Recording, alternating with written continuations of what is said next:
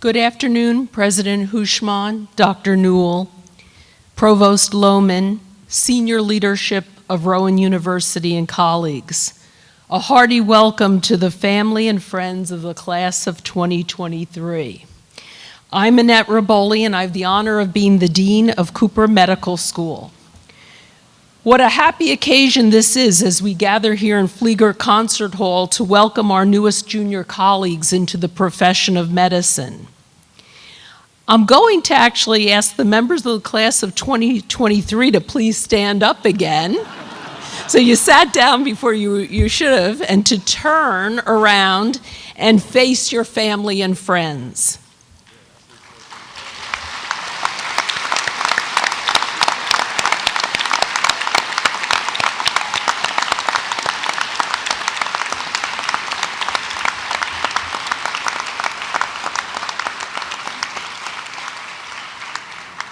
These are the people who have loved you and supported you on this magnificent journey that you're on. Please be seated. This event is so important to our community that several leaders from Rowan University and from our major clinical affiliate, Cooper University Healthcare, in addition to our CMSRU leadership team, are here today to celebrate with us, and I'd like to recognize them. University President Dr. Ali Houshmand,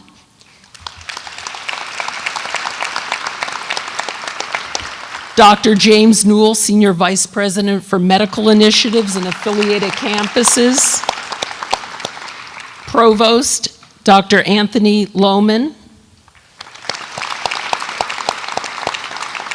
We'll hold the applause until the end. Members of our CMSRU Medical School Board, Dr. Mark Byrne, Mr. Charles Mbesi, and Dr. Stephen Ross. Senior leaders of Rowan University. Senior leaders of Cooper University Healthcare, including co-president Dr. Anthony Mazzarelli and Dr. Stephen Ross, president of the medical staff. Also joining him today is a member of the med executive team, Dr. Sanford Gips. CMSRU deans, please stand up as a group and be recognized.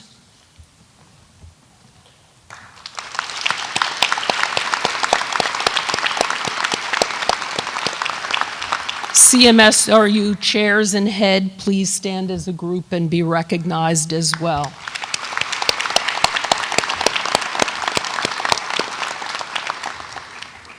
Class of 2023, today you will do two things that will mark your formal entry into the profession of medicine.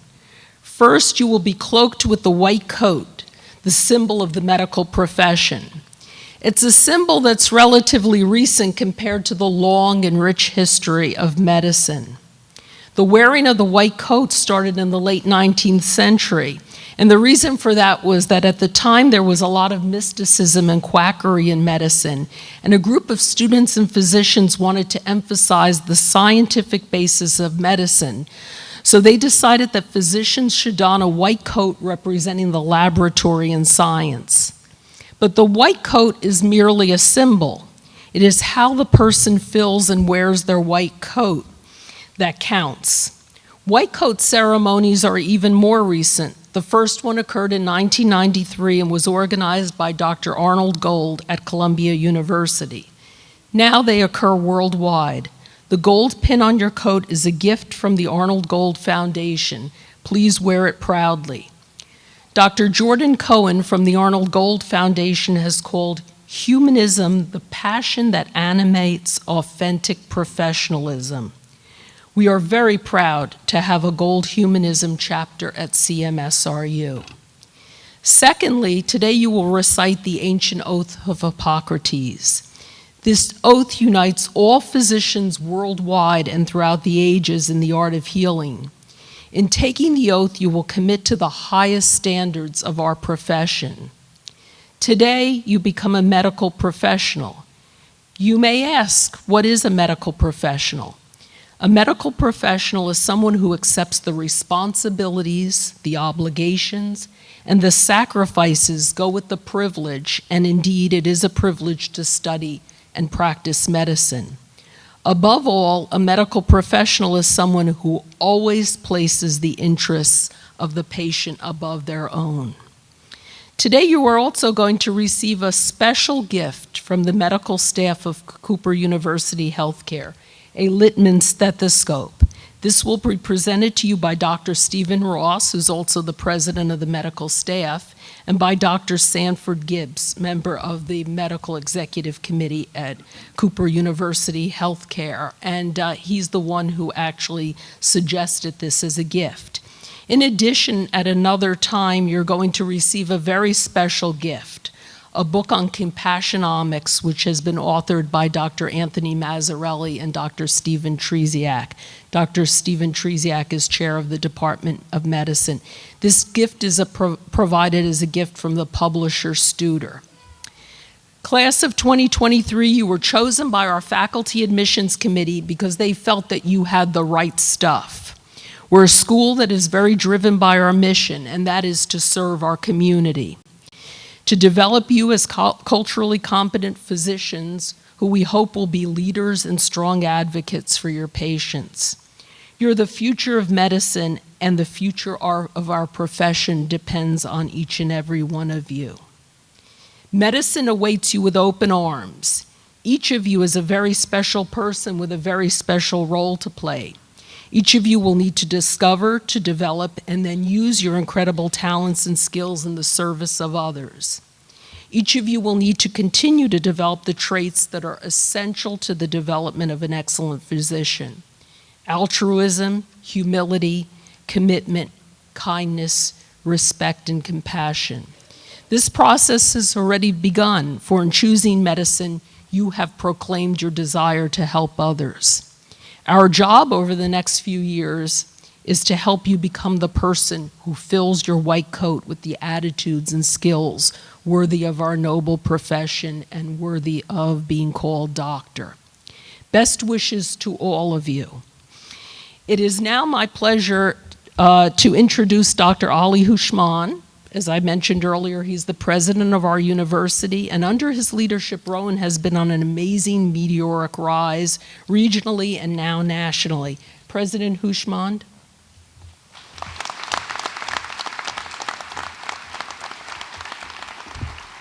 Good afternoon, everyone. On behalf of 20,000 strong students and 4,000 faculty and staff, I want to congratulate this amazing class to Cooper Medical School of Rowan University. This is a very, very special class for many reasons. Of course, you are the most selective. Imagine that more than 6,000 applicants applied and 111 of you are here. And this is the 10th most selective university or medical school in the nation. So you really are very, very special. You're also special because in year 2023, you all graduate, and that's the year that your Rowan University will be 100 years of age. And we're going to celebrate your graduation and the centennial year together. You're also very special because you're so damn good looking, every single one of you. You really are. You dress well, and you look good, and you're relaxed, but little do your parents know that in a few days you become cranky, hard to talk to, don't have time to take showers. You will not respond to your parents. They'll call you and say, please, come on, tell us how you're doing. You have no time. Mom, leave me alone, I have no time. You're going to get a lot of those. So parents, please be prepared for that, because these amazing young men and women are going to be the great future of this country of ours. And they're going to work very, very hard. And these great professors at the back are going to make sure that they're going to work very hard. They're going to work very hard because you are going to be the people who are going to take care of old people like us. I congratulate each and every one of you. You're amazing. I wish you much success. 4 years of hard work, hunger, starvation, sleeplessness, and lack of shower. Welcome to Rowan. Congratulations.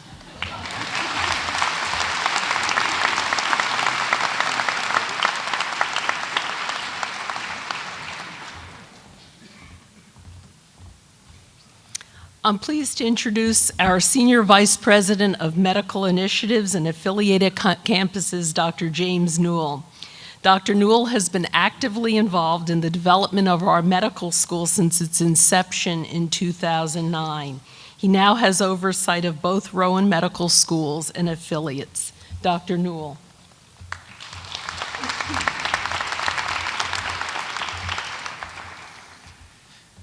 Medical school is easy, said no one ever. You are now about 2 months into a process of learning more about anatomy and physiology and biochemistry and everything else imaginable than it seems possible for an individual to learn. You are going to blink and it will be time to prep for the Step 1 exam and then get ready for your clinical rotations. What you may not realize is that white coat that you are now holding and will wear when you leave here today will be your touchstone through that entire experience. It's the continuing reminder of the profession of service that you have chosen and why you are up late studying nerves and muscles and every other imaginable thing. By the way, feel free to shower as frequently as you wish. It is an amazing ride that you are going to, and in many ways it begins today. It's one of the things that's very different about medical school than pretty much any other academic training. When people look back at their start of graduate school, they tend to think of their beginning as the first day of class or when they moved into the apartment, some event like that, and the end is commencement. Medical school is very different. When you look back, it will be today where you receive that white coat that most of you will really think of as the beginning of your medical career. And when you think about how significant that is, the coat that you wear will be one of many that you will own in your lifetime. They will get longer as you advance through your career. The affiliation badges on the sleeves will change, and for most of you, the size of the coat will change ultimately too. But you will be wearing that coat in one form or another from today until the day you retire from the profession. This is a hugely significant moment, and I hope that how special that really is something that occurs to you.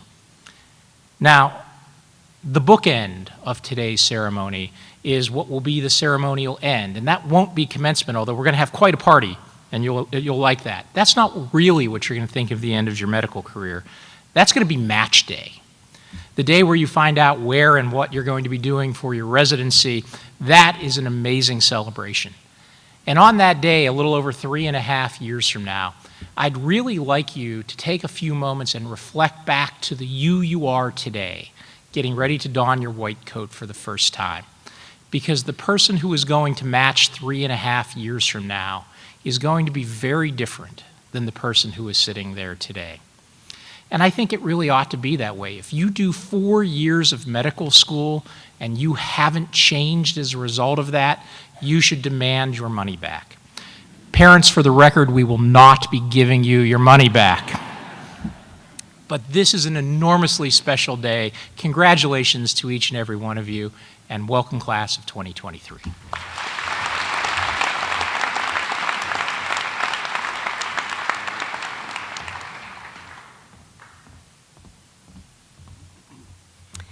It's an honor for me to introduce Dr. Jeffrey Cohen. His bio is in your program, so I'm not going to read it. It captures his stellar professional accomplishments. Each year I choose a white coat speaker who epitomizes the highest ideals of our profession and who has demonstrated extraordinary professionalism. Please join me in welcoming Dr. Cohen.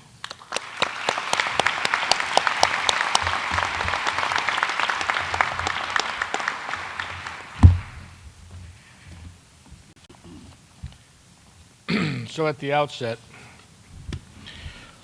to the parents, I also have a first-year medical student sitting here today. I'm sure he showers, but he doesn't answer his phone. To the class, you look out and you see these bright, shining faces. It's very impressive. So thank you, Dean Reboli, for the privilege of addressing the class of 2023. I'm flattered to be here and to have a few minutes to tell you stories that might impact your careers. It's a tall order and presumptuous concept given the number of lectures you're about to receive over the next 4 years. And you question whether or not you're going to remember anything that I might say. But I do remember the first lecture I had in medical school where someone got up and talked about, welcome to the temple, and we're going to teach you how to pull the lever to get the smoke to come out of the idol's nose. I'm not going to talk about that. Much has changed, and it's now 40 years since I left the State University of New York at Syracuse for my medical training.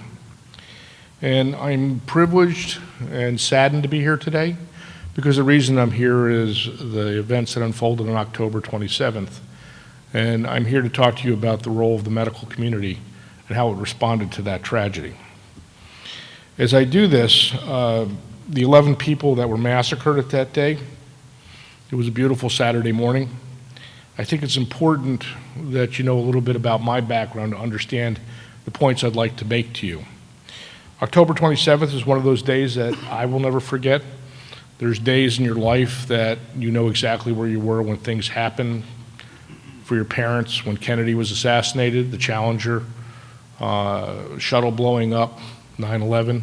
These are days, and for me also, June 21, 1998 is when Aher filed for bankruptcy in the Philadelphia area, and some of you actually remember that. So you're about to begin a journey in medicine, and let me describe for you what mine was like. And as I do that, before we start, look to your right and look to your left. These are leaders. You may not recognize them as such, but they are leaders, as will be you. And you're leaders because of what you've chosen to do. So how did I get here? I grew up in a small town in upstate New York, and my dad was a lawyer, a very powerful Republican in New York, and he wanted me to come back to this small town and be a lawyer. I grew up being cross-examined by my father at the dinner table every night. I did not like the fact that he took my writings in middle school and high school and ripped them apart, so I came home one day and said, I'm going to be a doctor. He didn't particularly care for that, and he called up a lady who was the administrator of the small hospital in Port Jervis, New York, Sister Mary Jean Ferrier. The conversation went something along the lines of, Sister, my oldest son has decided that he wants to go into medicine, and before we waste a seat on him in medical school, I'd like to make sure he has the right stuff. Sister then said, yes, Jerry, I understand, and the fix was in. I show up the first day as an orderly at the ripe age of 17, and I look like the good humor man being dressed in an orderly smock, the white shoes, the whole bit. They take me to the second floor. The head nurse takes one look at me. She rolls her eyes in disgust and said, go with the male nurse. He's going to teach you how to give a bed bath. What they had set up in advance was they take me into a room, and the gentleman in that room was about to pass away. I had no idea of any of this. I walk in, Paul Breslin says to me, Jeff, we're going to teach you what you need to know to be able to be an orderly here. Okay. This is how you give a bed bath. The patient was not responding, he wasn't saying anything, and he was breathing rather heavily. He says, when you want to wash the feet, you do this. We go through all this. He says, Jeff, why don't you roll him towards you? So when you want to do someone's back, you put one hand on the shoulder, one on the hips, you roll him towards you. Why don't you roll him towards you and I'll wash his back? I rolled the patient to me and he died. The first patient I touched, I had killed at that point. It was a Catholic hospital. You learn that the toe tag goes on the right great toe. It points out, black ink, not blue, print, don't write. We put him in a shroud. We took him to a morgue. I did not know what a morgue was at that point. I came back. I put in a Foley catheter, and I cleaned out a fecal impaction, and this was all before coffee at 10 o'clock in the morning. Sister comes down to coffee, the only time in 4 summers that I was there, and she looks at me and says, how are you doing, son? I said, I'm okay. She goes, well, what do you think? I said, it's okay, sister. At this point, she goes back to her office. She sits down. She picks up the phone. She calls my father and says, Jerry, I've got sad news for you. He's going to be a doctor. Now, I was the son that she never had, and what sister wanted to do was impart her sense of morality on me of what a doctor's responsibility was. You can see, excuse me, you could see that I have fairly good communication skills, and my mouth always worked much faster than my brain. She would take every opportunity that I opened my mouth and did something dumb to teach me. Being Jewish, I was not schooled formally in the words, yes, sister, no, sister, forgive me, sister. but I learned them at her hand. One episode, when I was in the emergency room, I got into a discussion with an ambulance crew, which almost came to fisticuffs. They pulled us apart. I was probably 20 years old. The phone rings. The nurse says, "Sister is on the phone. She'd like to see you in the office," and you knew you were in trouble. The point of the story is I go to her office. This chair was cut off. You're looking at her. She was 5'0". She had a short habit, and when she was mad, she had masseters, which you will find out what those are, made her look like a python. She hovered over me, and she said, "Jeffrey, tell me what happened." I got 3 sentences into it. She holds up her hand. She goes, "Stop! What did you accomplish?" Sheepishly, I looked back at her and I said, "Nothing." She goes, "Jeffrey, the good Lord did a fantastic thing for you. He gave you a marvelous brain. Do you think you could use it before you open your mouth next time?" And the answer is that it stayed with me my entire life. And what she imparted upon me was the sense that you should really listen. And through all these experiences, she was very, gingerly, shall we say, teaching me what it was like to be a physician, how you had to reach out to people. And it wasn't about you, it was about them. Sister came to my wedding in 1985 at Tree of Life Synagogue. So being a synagogue, and I met my wife as a resident, she couldn't decide which rabbi, so we had 2. And people would come in, it was a small affair for 300. They would come into the room and they would see 2 rabbis and a nun. It was sounded the beginning of a bad joke. Sister worked the room like a pro, and she goes, "Isn't this wonderful? That's my boy up there." And indeed, I was her boy. And she took great pains to make sure that I was okay. She'd reach out to me. The other part of the story was that Sister Mary Jean was the head of the Catholic health system, and she literally controlled the Catholic hospitals from the Mississippi to the East Coast of the United States, one of which was in Pittsburgh. And she would frequently come out to check on Mercy Hospital in Pittsburgh, and she'd call me up and say, "How you doing, son?" The entire time she reached out to me. And through her actions, you start to learn that your future is you'll be reaching out to other people. So the essence of this was not lost on me on October 27th. And I'd like to read to you a memo I wrote to myself the morning of October 28th. I've received many messages, emails, and phone calls from people checking on me and my family for the last 24 hours. Thank you for your thoughts and prayers and inquiries. We are fine physically, but shaken by what transpired. Best to tell you what happened and then provide some context. I was working in my study Saturday morning with my daughter, and we heard a series of noises.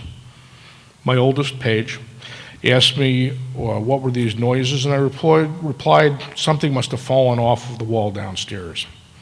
A few minutes later, she noted a lot of police cars in the street in front of our house on Wilkins Avenue.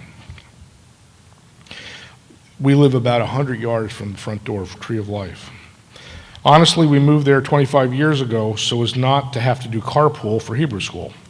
My kids caught the bus to school in front of the Tree of Life. This is our home. Shortly after that, she yelled at me to come downstairs, now. The immediate information that we got was that there was a shooting at Tree of Life. My wife Ellen was in tears, as her mother is usually attends Saturday morning services. We found her at home. She slept in that day, and she was relieved. As I went outside, a policeman was walking down the already cordoned off street. He yelled at me to get inside, as there was an active shooter at the tree. As I watched him walk down the middle of the street, I heard the same noises that I heard in my study just before. This time, it was a lot of pops, which were gunshots, and there was no mistaking it. I witnessed 6 police officers run towards the tree and huddle behind the brick pillars. And these brick pillars are where I would take my sons to get the bus to school. They were trying to approach the tree with handguns and assault rifles. They didn't back down. They kept moving forward towards it.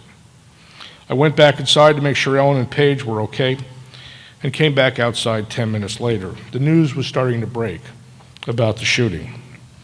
An EMS supervisor had pulled into our driveway. I went out and stood with him. If I could be of help to someone, I thought it was important to do so.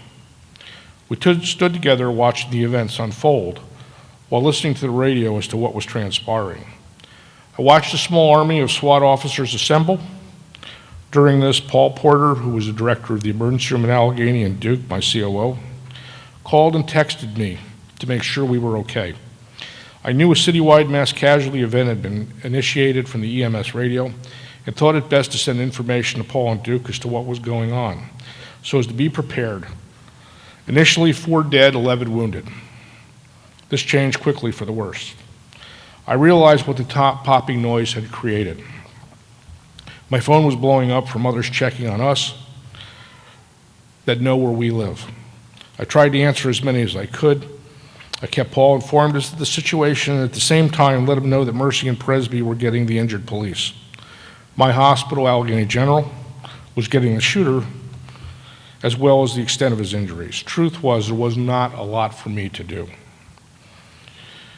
The situation started to stabilize, and after about 2 hours, the SWAT team started to move back from the tree. They were gray, somber, and shaken. Not a lot of idle chatter indicating this was really bad. The assembled world was around the corner, and at times we were watching the world watch us on CNN. They were doing a real-time broadcast from the corner of Wilkins and Murray on the other corner across the house. The background was the hill in front of her house. I commented to my wife as we watched this, her hostas looked pretty good. She was flattered.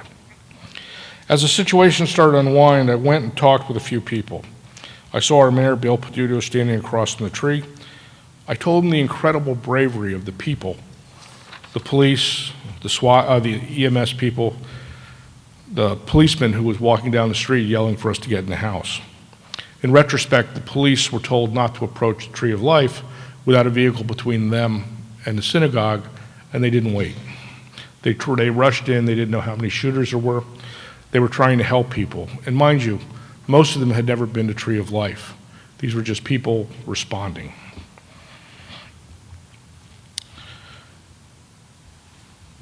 I commented to the mayor that we're better than this. Same words that Paul Porter told me as he was checking on me earlier in the day. I was proud of the AGH team who organized, assembled, and treated the shooter. The texts were coming from everywhere, and they said the people in the hospital were called in for this mass casualty event, and they all said, "We're here to help." As the shooter got off the ambulance coming into AGH, he was yelling, "We have to kill all the Jews." The first 2 people that treated him, one was a nurse, he's the son of a rabbi, and the other one is a Jewish emergency room physician. At no time did they ever identify by the religions. They were a doctor and a nurse, and they were there to take care of a patient, not a shooter. The entire time he was at Allegheny, he was treated as a patient. There were many people that had very strong feelings about this gentleman, but in our hospital, he was a patient. What struck me was that there were white, black, Muslim, Christian, brown, atheists, Democrats, and Republicans. They all came together for the right reasons, were checking on me and my family. I received notes from friends and colleagues. They wanted to make sure that we were okay. What a day. Messages from overseas, around the country, and across the street. There's more, but this basically tells a story. I have to admit, I broke down afterwards thinking about what happened. I can't tell you why it happened. However, I come back to some thoughts to put it in perspective. I'm not very religious, but I do have a lot of faith, and when I go to a synagogue, I'm usually bored within 5 minutes, so I pick up anything I can to read. So what's sitting there is the Old Testament. First verse, Genesis, light and dark. God made light to separate the light from the dark, and to me it was always a metaphor for good and evil, light and dark, chaos and order. And I thought about the darkness of the day. 11 people were executed for no other reason than they were there to pray. The shooter confused them with a threat. The youngest person in there was a handicapped 55-year-old, and most of them were at least 65. The oldest was 97, Rose Mallinger. They were executed, and those pops I heard was him going and just shooting them in a pew. The light was the response of the community. And one of the foundational parts of the community is what you're about to get into, was healthcare. The reason it's foundational is that we don't judge. We're there to help. And as Sister Mary Jean looked at me and many times was very stern in her admonitions about something dumb I had done, what she taught me was that you're going to be trusted to do the right thing. Don't screw it up. The world came to my hospital to see a shooter, the people in that hospital, the people that you're going to emulate as you put on your white coat, were there because they trusted them at the worst time in their lives. They came to a hospital and were taken care of by doctors and nurses who stood up and said, we will honor the ethics of our profession. The reason that white coat is important is that those that came before you made a difference. Patients and families will come to you with horrible problems. They're the most personal problems in their lives, and they will trust you because of the people that come before you. And you're part of a long line of people that have said, I'm here to help. And one of the fundamental things that's different about what you're going into is that in medicine, it's what can I do for you? In the rest of the world, it's primarily what can I do for me? And that's what makes you different. So these fine people went through 6,000 to 7,000 applications. All of them said the same thing. I like science, and I want to help people, right? That's how you got in. How many of you worked in hospitals just to prove you liked medicine? Yeah, we got one honest person over here. What you're going to find out is that 40 years later, that's why they chose you, because they saw something in your background and your application that identified you as somebody that likes science and really wants to help people. And in helping people, whether you realize it or not, the person on your left, and the person on the right, and you are leaders of the world around you. None of us can sit here today and tell you what the future is going to hold any more than people 40 years ago could look at me and say, this is what your future holds. We don't know. You will have challenges and you will have opportunities. You will have bad days and you will have good days. But as you put on your white coat, much is expected of you, because the good Lord looked down on you and blessed you all with fantastic brains. So please, use them before you open your mouth.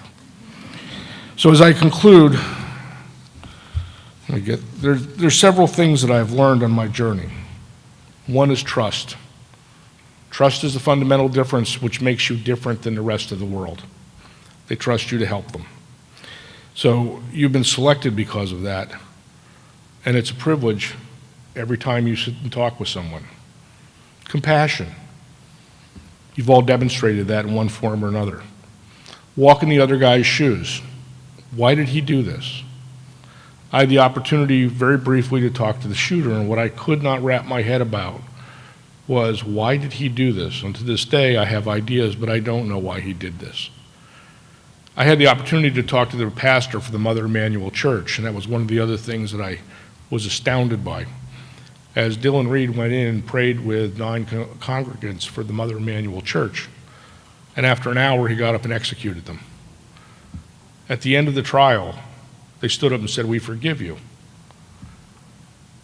I thought that was amazing.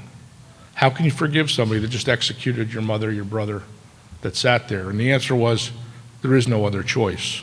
That is the essence of compassion. Curiosity. Why? You're going to be taught to be part of a process, that there is a right answer, that it's a cookbook. It's not. Always ask the question, why? How can you do this better? Hope and despair, I've talked about, is the light in the dark. Good leaders act more than they talk. It's one thing to say a lot of stuff, or Twitter, or Facebook, or Instagram, and it's another thing to just go out and do it. Your actions speak much louder than your words. So with all this, you will recall that on September 20th of 2019, you began a journey. And the CMSRU class of 2023, your white coats are the beginning of that journey, which will last you the rest of your life. The journey defines you as a trusted confidant, who's smart and compassionate.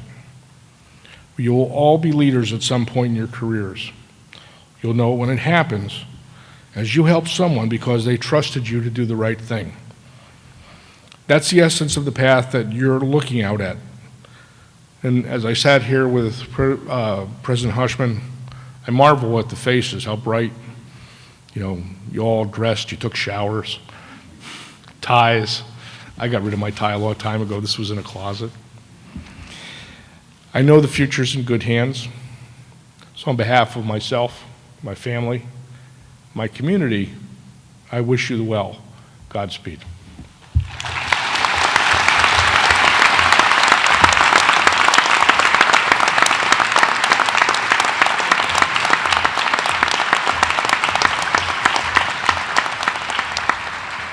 This gift is a token of today.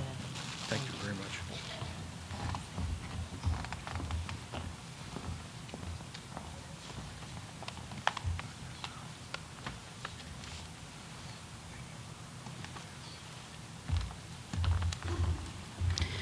Good afternoon. My name is Erin Pukenas, and I am the Assistant Dean for Student Affairs here at CMSRU. It's now time for us to begin the ceremonial donning of the white coats.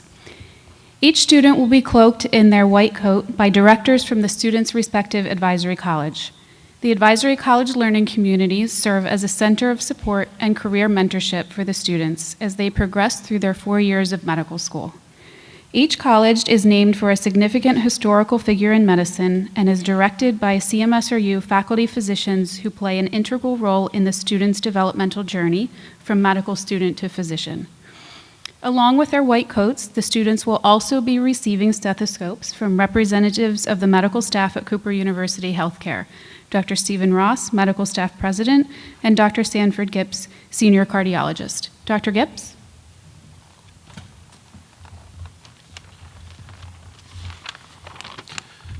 Thank you, Dr. Pukenas. On behalf of the entire medical staff at Cooper, we want to congratulate all of you for your achievements and wish you well on your future careers as dedicated physicians by donating and presenting you with a high-quality stethoscope to put in the pocket of your brand new white coats. Like the white coat, the stethoscope is an enduring symbol of the physician and is one of the few pieces of equipment that has maintained its utility in the practice of medicine since its invention by René Laennec in 1816. The stethoscope was the iPhone of its era, quite frankly, and amazingly, it still remains an essential tool in your day-to-day practice of medicine. Plus, unlike an iPhone, it's not programmed to go bad every 2 years and require replacement. Laennec was ahead of his time and invented the stethoscope because he was not comfortable placing his ear directly on a woman's chest to listen to her heart. Stethoscope, by the way, means chest scope, or stethos, chest scope. And the first stethoscope was actually a monaural device that was basically just a wooden tube. In 1851, Irish physician Arthur Learid invented a binaural stethoscope, and then a year later, George Philip Kamen perfected a stethoscope design for both ears in 1852, and that design has become the standard that is still manufactured and used today. The stethoscope you're going to be receiving today comes from the Littman brand of stethoscopes, and I taught myself something today in preparing for the speech that Dr. Littman was a Harvard cardiologist back in the 1960s who developed a lighter stethoscope with superior acoustics. So that's what you'll be donning today. The first thing I'm going to tell you is to put your name on your stethoscope when you get it home, because stethoscopes are like umbrellas. If someone finds it in the hospital and your name isn't on it, it becomes theirs. You're never getting it back. Keep it clean. Spend the time to learn how to use it properly and wear it proudly because you earned it. Congratulations and best of luck on your medical careers and future endeavors.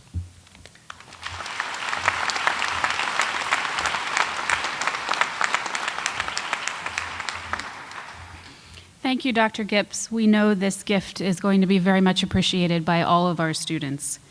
Students, we're going to begin calling each of you to the stage by your college. Audience, as we call the students up, we ask that you please hold your applause until after all of the students have received their white coats. Would the students of Rush College please rise and proceed to the stage?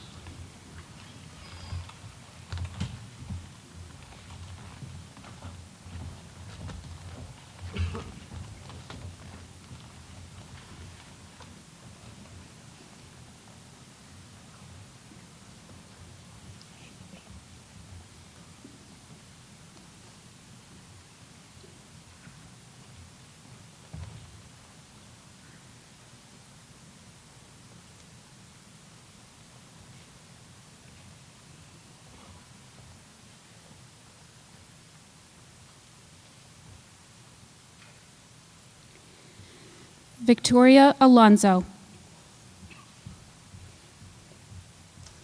Damian Alpheus.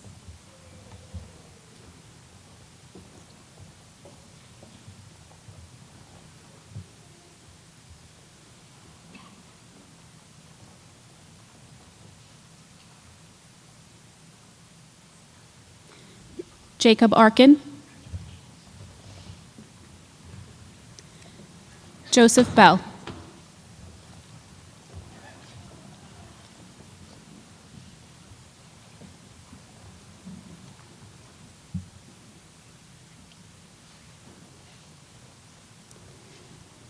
Garrett Breyer.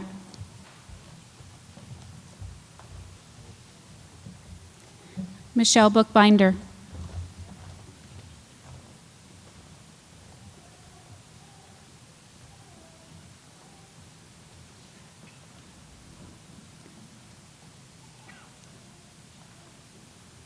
Emily Bucher.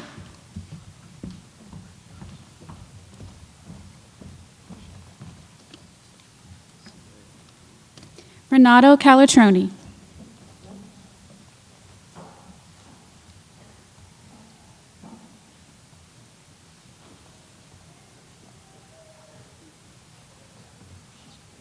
Benjamin Kaplan.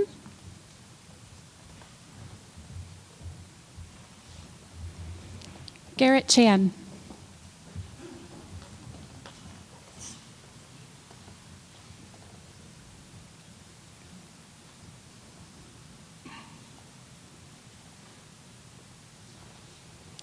Carrie Cronin.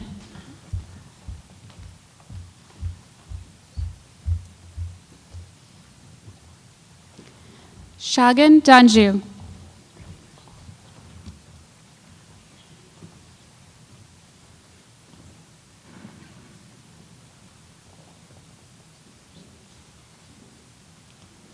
Morgan Epley.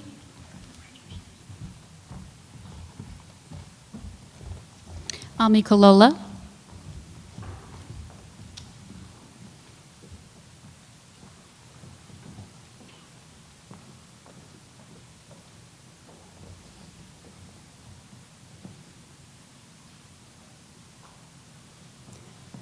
Scott Kamen.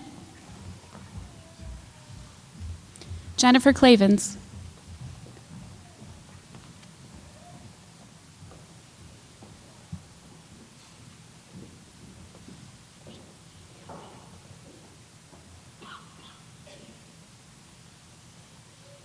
Austin LaRocca. Nisa Muhammad.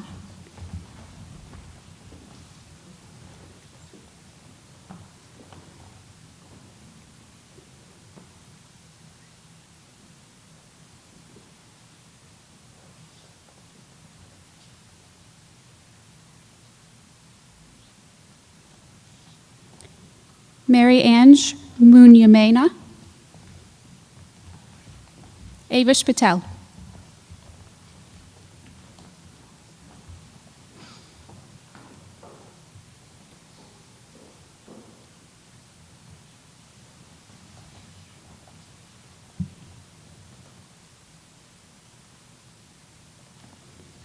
Leah Pulaski. Ankit Rana.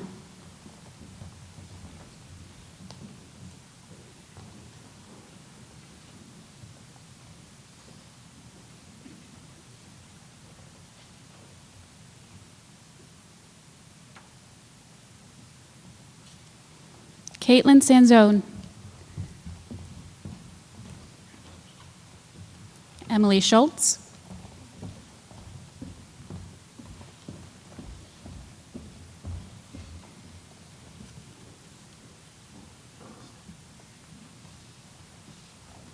Swanee Shi.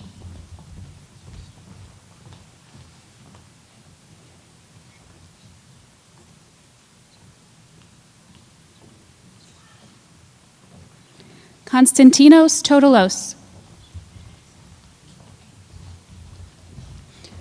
Kirtan Upadhyay.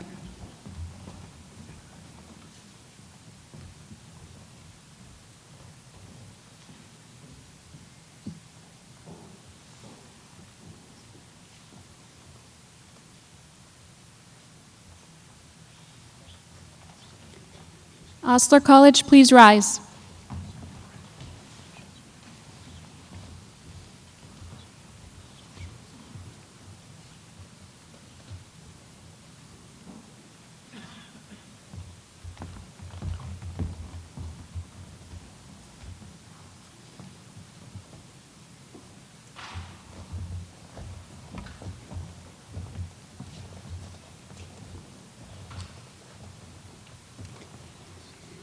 Anisha Banerjee. Anil Bhatnagar.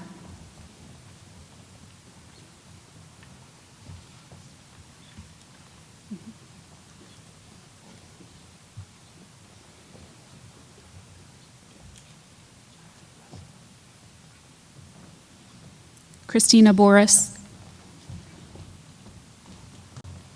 Mary Kate Carney.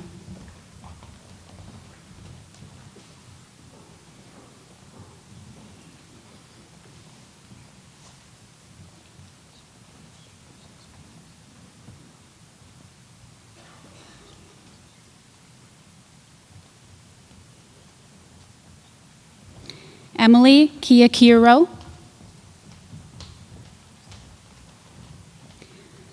Saba Danishpoy.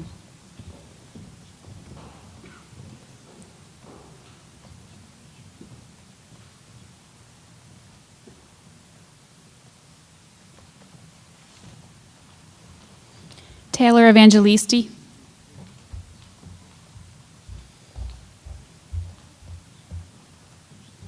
Emma Frost.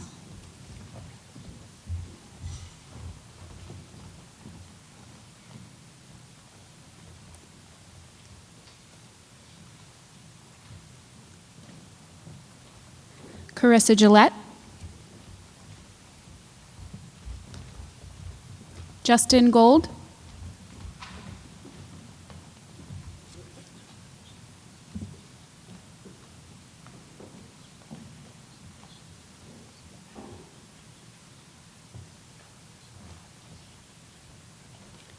Jason Goschuk.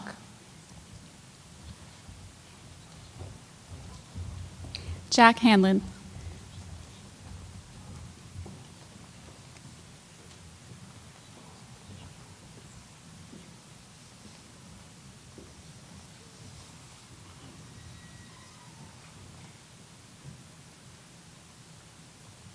Matthew Holmes. Jeffrey Johnson.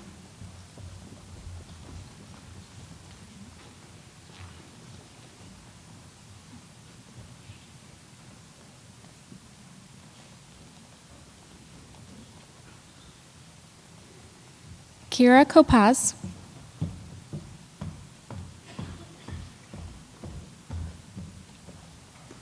Belle Lynn.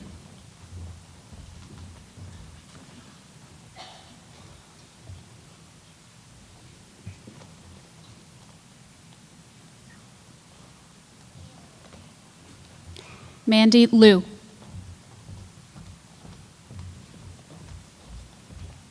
Caitlin O'Connor.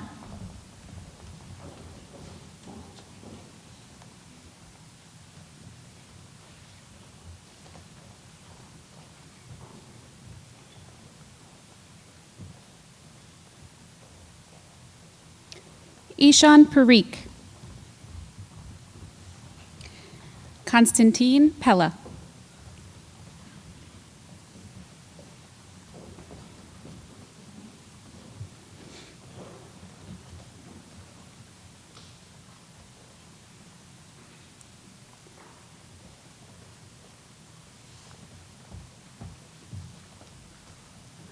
Abwarup Roy.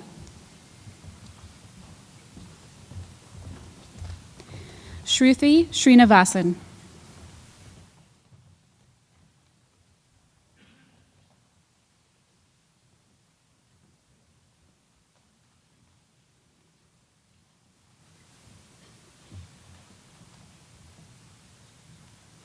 Nitesh Sudarshan. Lauren Tao.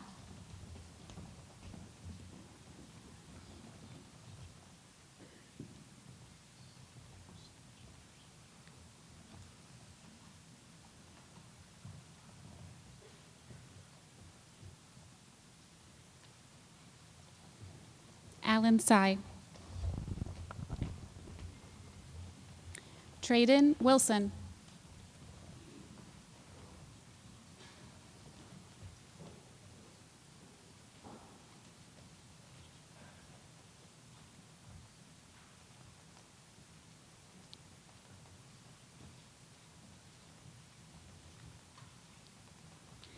Gina Woodercheck. Brandon Wright.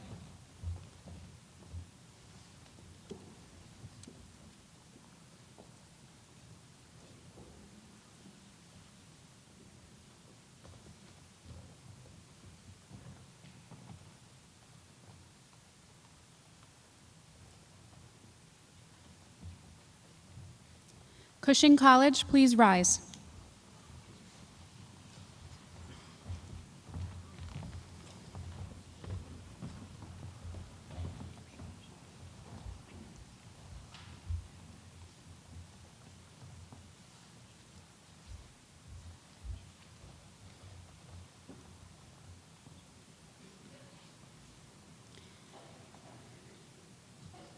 Arushi Agarwal. Taha Awan.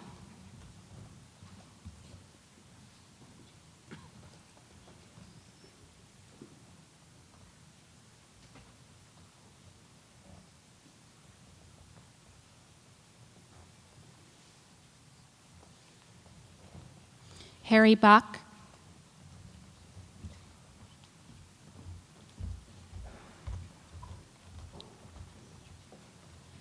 Poyani Bafishi.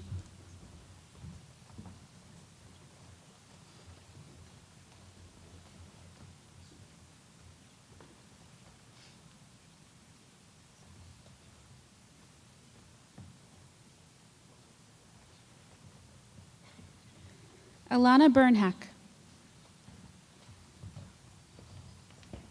Julie Calabrese.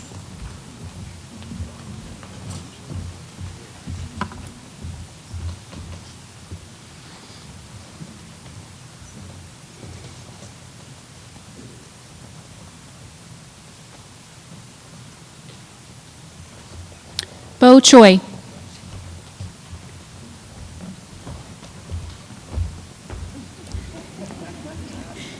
Nithya Dhanaraj.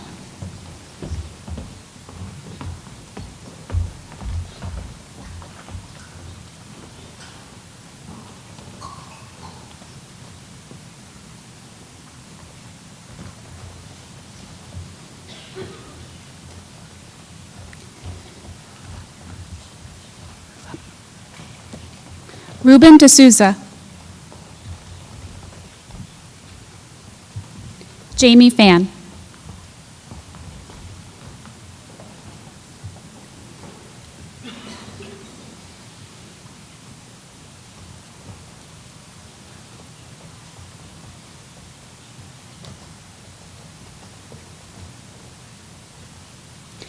Edward Goldschmidt III.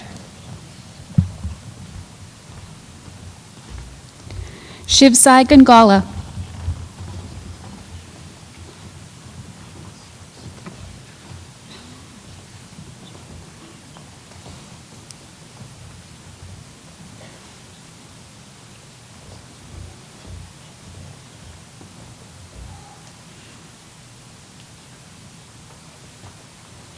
William Gressley.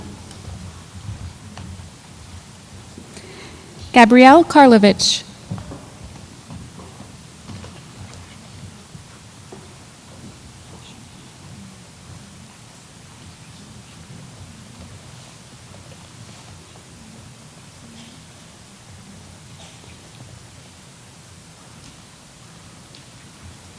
Mika Lynn. Monica Masterson.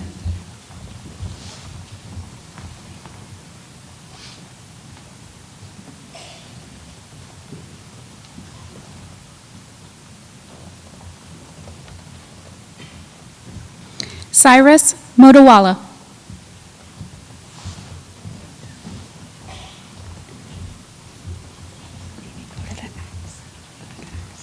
Amy Ng.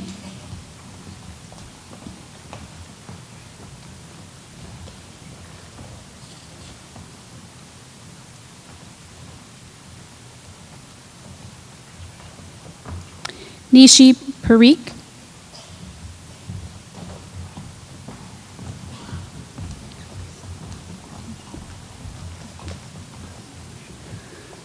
Larissa Pastori.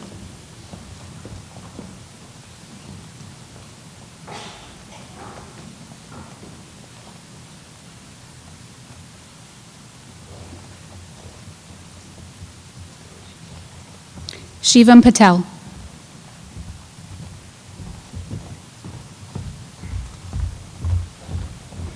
Long Ting Xiao.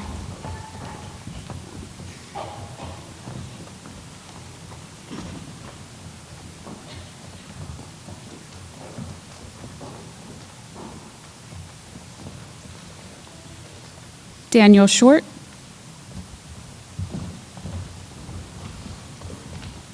Kavya Sunther.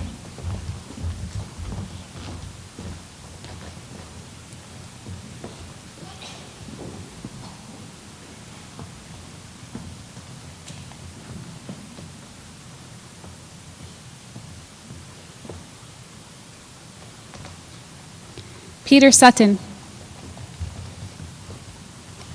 Rahul Tripathi.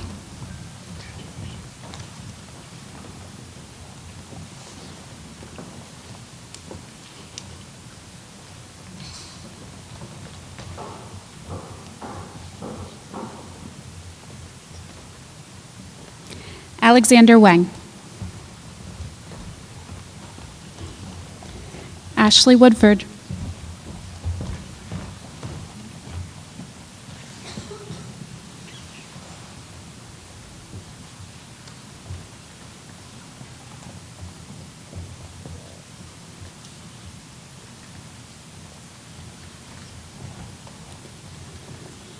Blackwell College, please rise.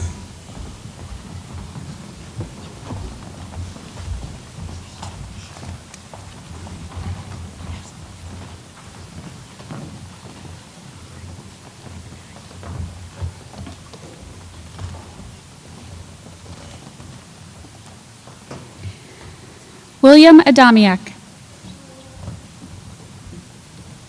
Lena Chatterjee.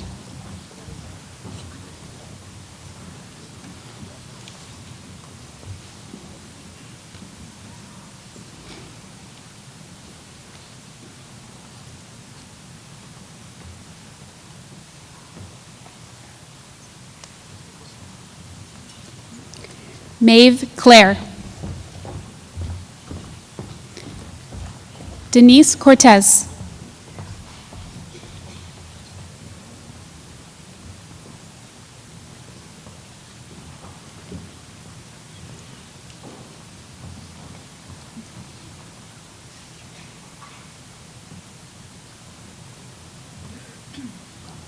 Emily Davidson.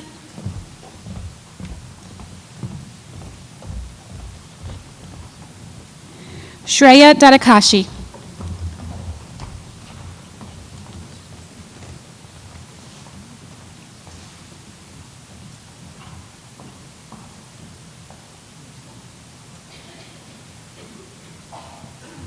Ryan Field.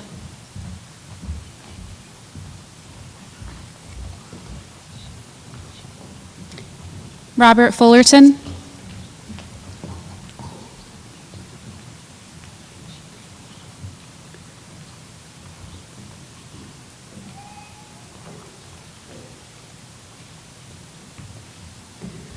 Lalita Gunty.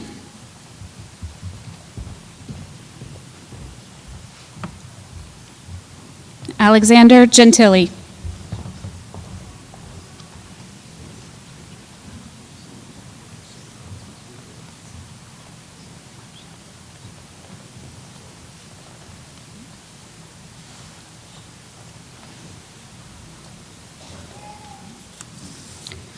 Sean Gilhooly.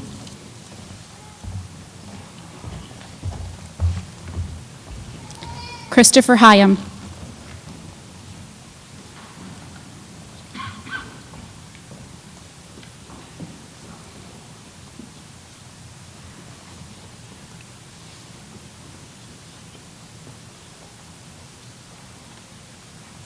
Olivia Homer. Catherine Kaminsky.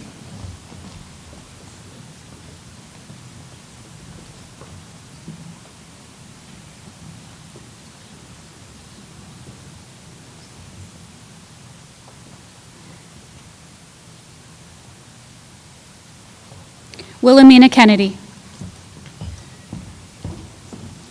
Casey Krickus.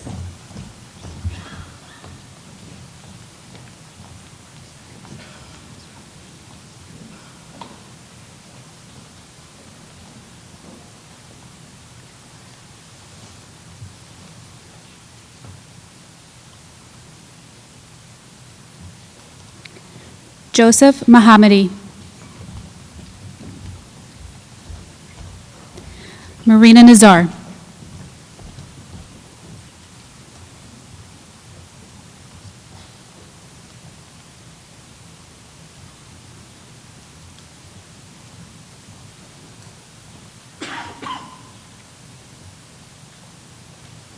Joanne O.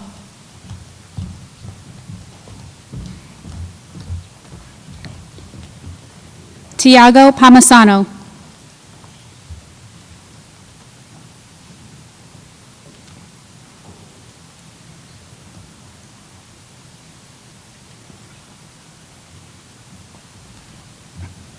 Nikhil Patel.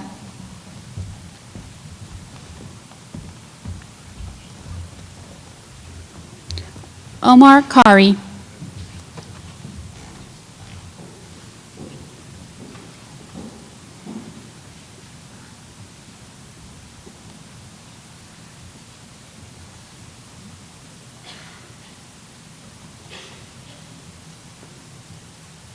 Christian Cavada.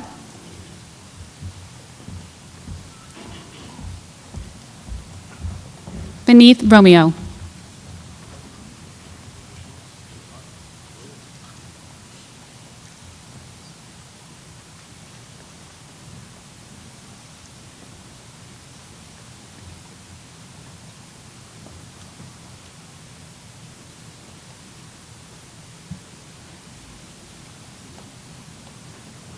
Sanju Saiba.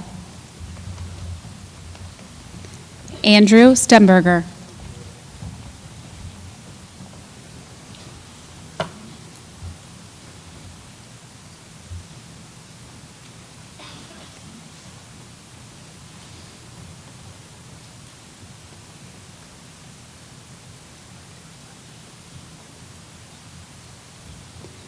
Trina Van.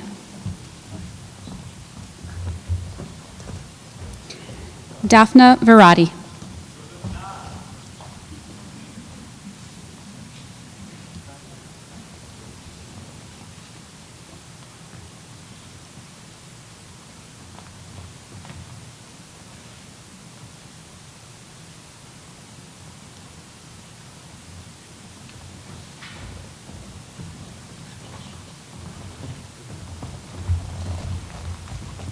Congratulations, class of 2023.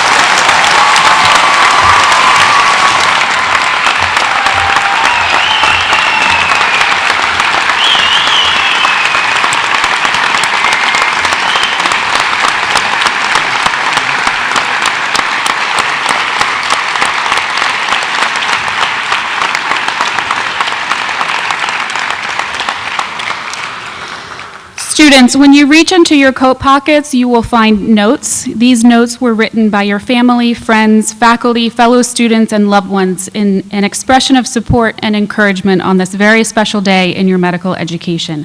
Save these notes as a reminder of today as you continue to pursue your dreams. At this time, I would like to introduce Dr. William Coker, Associate Dean for Admissions, who will be leading us in the recitation of the Hippocratic Oath.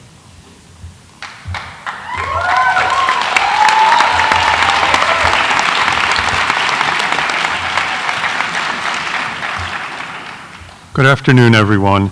It's my distinct pleasure and privilege to be here with you this afternoon and to lead the class of 2023 in their first recitation of the Hippocratic Oath. At this time, I'd like to ask the class of 2023 to please stand.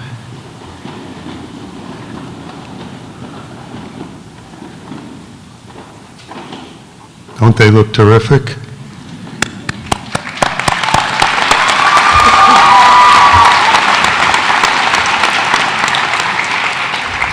I'd also like at this time to invite my colleagues on the stage, as well as any physicians who may be in the audience, to also stand and please renew your oath.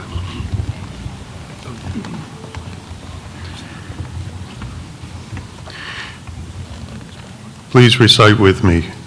I do solemnly swear by that which I hold most sacred that I will be loyal to the profession of medicine and just and generous to its members, that I will lead my life and practice my art in uprightness and honor, that into whatsoever house I shall enter, it shall be for the good of the sick, to the utmost of my power, holding myself aloof from wrong, from corruption, from the tempting of others to vice, that I will exercise my art solely for the cure of my patients, and will give no drug, perform no operation for a criminal purpose, even if solicited, far less suggested, that whatsoever I shall see or hear of the lives of my patients, which is not fitting to be spoken, I will keep inviolably secret.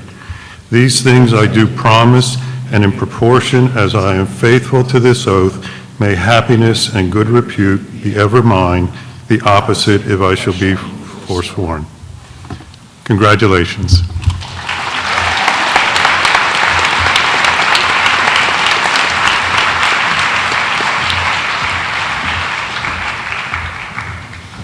This concludes our programming for today. Once again, congratulations to the class of 2023. Everyone does indeed look wonderful, and I hope that you have long and fruitful careers. I'm going to now invite our guests to go out to Wilson Patio to enjoy a reception. I'm going to ask the class to stay so that we could take some photos with Dr. Cohen. I'd like to once again give a round of applause for Dr. Cohen.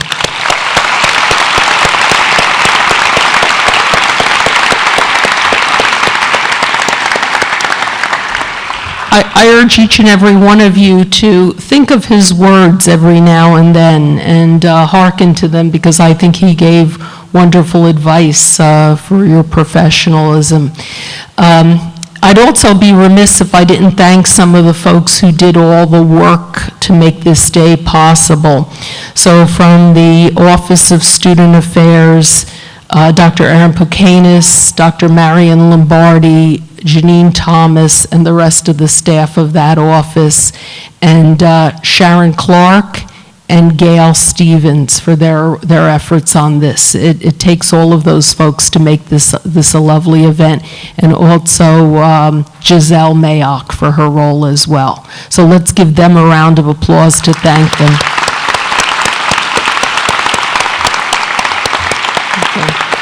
So guests, please feel free to head out to the patio and start enjoying the reception. Students, stay behind. We're going to get some photos.